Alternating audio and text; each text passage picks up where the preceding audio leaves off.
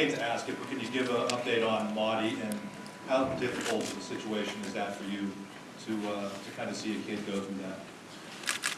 I can't really give you an update. I really can't. I don't know yet. We meet on all the injuries early in the week, so I don't know the diagnosis. But all I can say is that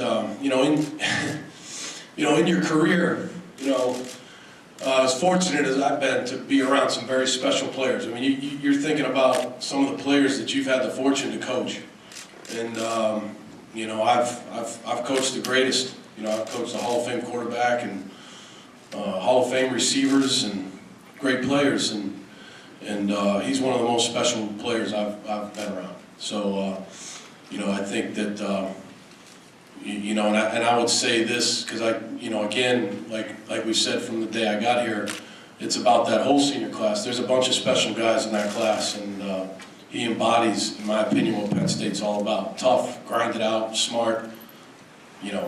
He's just a fantastic kid. Bill, over here. From the way you're talking, it sounds like Michael's play his last down for you. Is that accurate to say? No, it's not. I don't know the diagnosis. I mean, you're gonna keep pounding it. I mean, I don't know the diagnosis. When I know it, I think I've been fair about injuries all year. When I figure it out, when I know it, I'll tell you guys what it is.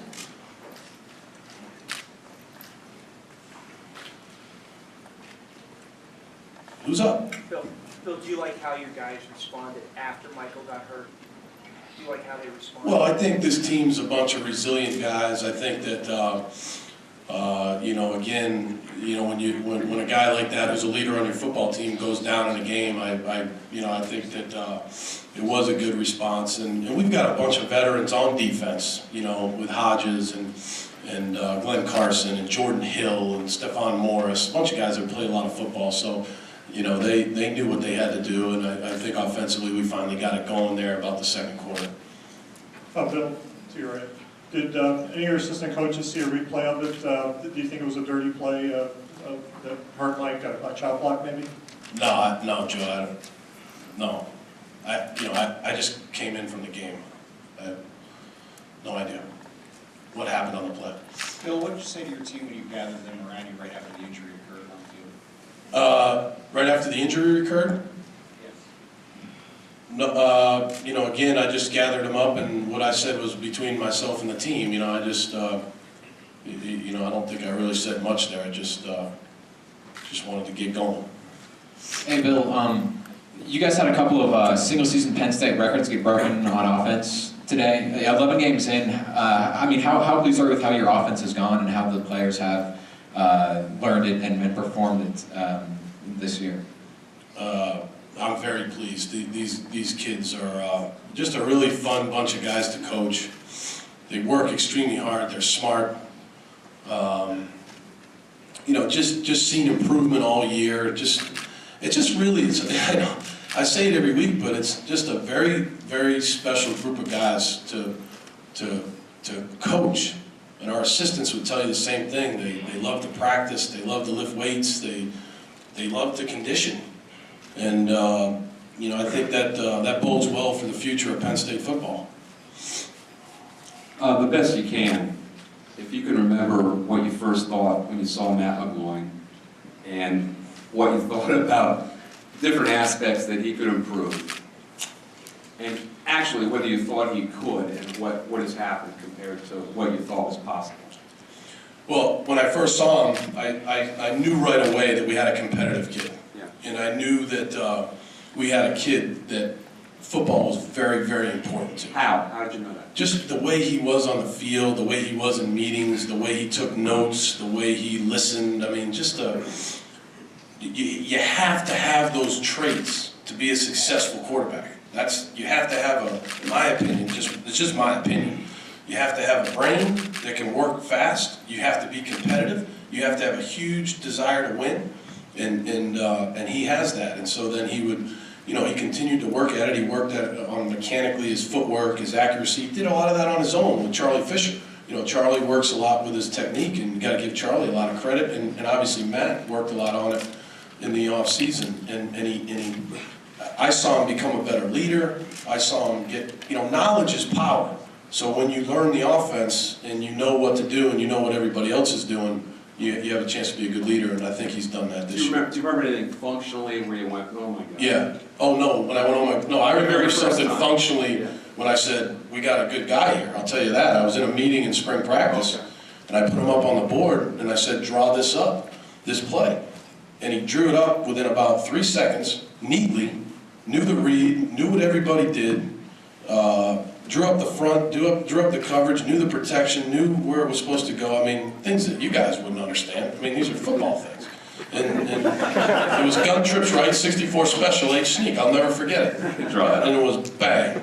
And I just knew that at that point that we had a kid that was working at it that wanted to be the starting quarterback. Bill, I don't know if the numbers, I don't know if you've seen them yet or what they mean to you, but he had 395, and Allen Robinson had 197. Really? What's the connection? I mean, it's been there all year, but how special of a connection is that between quarterback and receiver? Yeah, I think that, again, when you work that much in the off season, when you're out there, Corey, in the summertime and you're working on routes and you're talking about different coverages, different situations that may come up, and you're just out there on a practice field and you're, hey, look, if we get 1 here and I call the in cut, how are you going to run it versus this leverage? If we get 3, how are you going to run the hitch here? How are you going to, I think that they worked a lot together along with the other receivers. I think a lot of those other guys have improved too, but Allen is clearly the leading receiver for us, and it's it's a nice combination with him and Matt. Bill, speaking again of Allen, just the athletic plays he made today, just going up and getting balls, out jumping guys, running away from guys, breaking tackles. Is that pretty much what you expected from him when you first saw him? I mean, he's a really, I always say this, every guy's a little bit different, and he's a very unique athlete. He was a really good basketball player. In fact, last night he was telling us at dinner, he was telling us about, he played high school basketball against a guy that goes to Iowa State. He had 36 in a championship game. I think the other guy had 35, and they're talking about alley-oop dunks and all this stuff. I mean, this guy's an excellent athlete, so that translates well to the football field. He's got good hand-eye coordination. He can jump. He's got the ability to lower his weight and change direction on routes. He's just done a really nice job. And Stan, the development with, under Stan Hickson, who brings a lot of pro experience, how to run routes and how to work against a different leverage, has really helped Allen. So one more on those two guys. The 4th down play in the first quarter, was that your call, or did Matt get into that when he saw that Allen was alone out there? That was a play where I think we were in empty, and Matt has the option to check, and he checked. So who are you going to give credit to there? You got to give it to McGloin, man. He got us into the right play.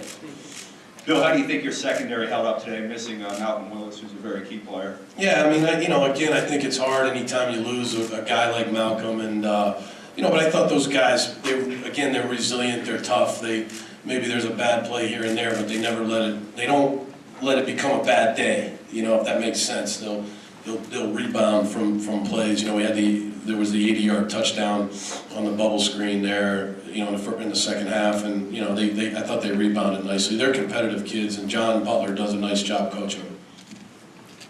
I hear from a lot of Penn State fans, and they want to know the answer to this question. That's why I'm asking it.